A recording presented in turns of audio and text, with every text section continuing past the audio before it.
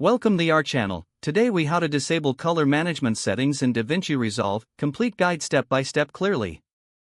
To disable color management settings in DaVinci Resolve, start by launching the software. Open your project by either selecting an existing project or creating a new one. Navigate to the File menu located at the top left corner of your screen. From the drop-down menu, select Project Settings. In the Project Settings window, look for the Color Management section on the left sidebar. Click on Color Management to open the relevant options. You will see a drop-down menu labeled Color Science. Set this to your desired color space, usually the project's working color space. If applicable, disable any additional color management features specific to your workflow. Once you have adjusted these settings, click the Save button at the bottom right of the Project Settings window. Your color management settings are now disabled. Return to your editing workspace to continue working on your project without color management.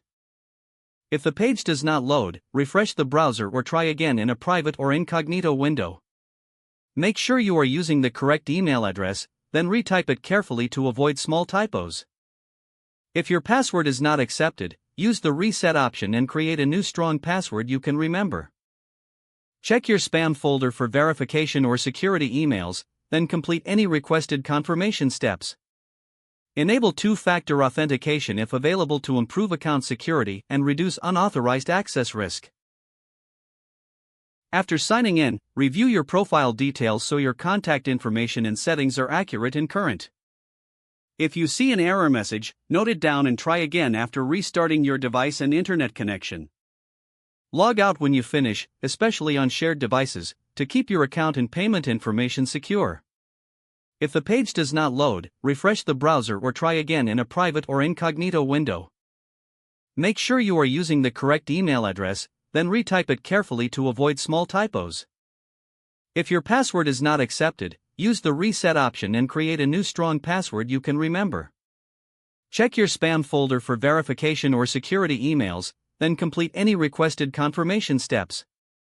Enable two-factor authentication if available to improve account security and reduce unauthorized access risk.